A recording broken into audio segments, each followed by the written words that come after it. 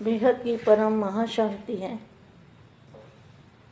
बेहद के विश्व कल्याणकारी, बेहद के सेवाधारी, बेहद के आधार मूर्त, प्रेता स्वरूप धारण करने वाले, अव्यक्त स्वरूप धारण करने वाले, व्यक्त से व्यक्त में अव्यक्त क्या धारण करना है? व्यक्त में रहते हुए भी अव्यक्त स्थिति, बाप का रूप, आपका भी और बाप का भी कंबाइंड रूप। तो आज मैं थोड़ा सा मोटे रूप से कुछ बच्चों को समझाना चाहती हूँ कि जो वायुमंडल है, वायुमंडल हमारे संकल्पों के आधार से बनता है। जब से भी 5 तत्वों की दुनिया बनी है, अनंत समय से, अनंत समय से 5 तत्वों की दुनिया पता नहीं कब से बनी है। तो ये दुनिया का जो वायुमंडल है वो संकल्पों द्वारा वो बदलता गया, गिरावट में आता गया। गिरावट में आते एकदम नीचे -100 कला में, -0 का भी -100 कला, इतना नीचे गिर चुका। तो वायुमंडल बदलता रहता है, वायुमंडल गिरता रहता है। वो बेहद की आत्माओं के भी, आम दुनिया के भी संकल्पों से वायुमंडल भारी होता रहता है, भारी। तो वायुमंडल भारी होने से शरीर भी भारी हो जाता है, आत्मा भी भारी हो जाती है, न चाहते हुए भी आत्मा परवश हो जाती है और ना चाहते हुए भी माया में डूब जाती है। जो इन आंखों से दिखाई देता है उसी को सच मानने लगते हैं। ऐसी हालत इंसान की हो जाती है। अति के बाद फिर बापू जी तो खैर कभी आए नहीं, इसी बार आए हैं, ना कभी आए थे, ना कभी आए हैं, ना अभी आए हैं। जब बापू जी ने यहाँ देखा, उनको लगा कि यहाँ क्यों बार बार ऐसा हो रहा है, तो बापू जी यहाँ पर आए। तो मेरा कहने का मतलब वायुमंडल के बारे में मैं आपको बता रही हूँ। अब वायुमंडल को ठीक कैसे करोगे? वापस उसी स्टेज पर लाना है वायुमंडल को। तो वायुमंडल को बेहद की आत्माएं अपने संकल्पों से परिवर्तन करेगी। जैसे जैसे अपने संकल्पों पर कंट्रोल करेंगे, निसंकल्प अवस्था बनाएंगे, कर्मातीत अवस्था बनाएंगे, उपराम अवस्था बनाएंगे, अव्यक्त स्वरूप धारण करेंगे। अव्यक्त स्वरूप से बाप और आप मिलके कंबाइंड रूप में सारे वायुमंडल को बदलने की लाइट डालेंगे, बेहद की परम शक्ति डालेंगे।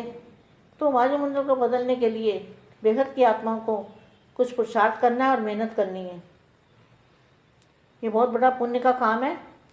विश्व परिवर्तन का काम यही है कि बाप और आप कंबाइंड रूप में रहकर वायुमंडल को बदलना।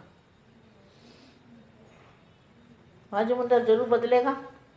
जब बेहद के दादाजी हमारे साथ हैं तो ताकत आएगी, एनर्जी आएगी, पावर आएगी और वो हमारी सोच से वायुमंडल बदलेगा। तो आज मैं अभी थोड़ी वाणी पढ़ती हूँ। अब विश्व की आत्माएं आप सबसे क्या चाहती हैं, मैं जानते हो? सारे विश्व की आत्माएं क्या चाहती है? अभी हर आत्मा अपने पूज्य आत्माओं को प्रत्यक्ष रूप में पाने के लिए पुकार रही है। क्या? हिंदू, मुस्लिम, सिख, ईसाई सब अपने अपने जो धर्म पिता है, धर्म गुरु हैं, उनको पुकार रही है। सिर्फ बाप को नहीं पुकार रहे, वो अपने अपने धर्म वालों को पुकार रहे हैं। तो बाप को पुकारने वाले तो बेहद की आत्मा है ना। बाप को पुकारना नहीं है, बाप तो मिल चुका है, लेकिन बाप के साथ साथ पूज्य आत्माओं को भी पुकार रहे हैं। हर एक समझते हैं हमारा पैगंबर को हो, मैसेंजर को हो, देव आत्मा को हो, वे आवे और हमें साथ लेकर जावे। ये विश्व की पुकार पूर्ण करने वाले कौन हैं? आप पूज्य देव आत्माओं का इंतजार कर रहे हैं कि हमारे देव आएंगे और हमें जगाएंगे और ले जाएंगे। जगा तो रहे हैं लेकिन जागते नहीं हैं। उसके लिए क्या तैयारी कर रहे हो?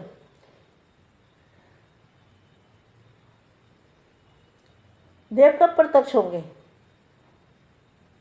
श्रेष्ठ आत्मा प्रत्यक्ष करने का स्वयं और संगठित रूप में प्रोग्राम बनाओ। कैसे बनाओगे? ज्वाला रूप धारण करो, और तो कुछ कर नहीं सकते। उद्घाटन जगाएंगे, नारियल तोड़ेंगे। नारियल तोड़ना मतलब आवाज़ आना, आवाज़ फैलेगा। आशाओं के दीपक जगाएंगे, ठिकाना दिखाने का ठक्का हो जाएगा। जैसे नारियल का ठक्का करते हो ना, आवाज़ करते हो ना, तो विदेशी और भारतवासी दोनों को मिलकर ऐसी तैयारी करनी है, तभी महातीर्थ की प्रत्यक्षता होगी। प्रत्यक्षता की किरण विवेक के बाप के घर से चारों ओर फैलेगी। कहते भी हो ना, light house, Bharat light house बनेगा। यही लाइट अंधकार के बीच नई जागृति का अनुभव कराएगी। इसके लिए सब आए हो।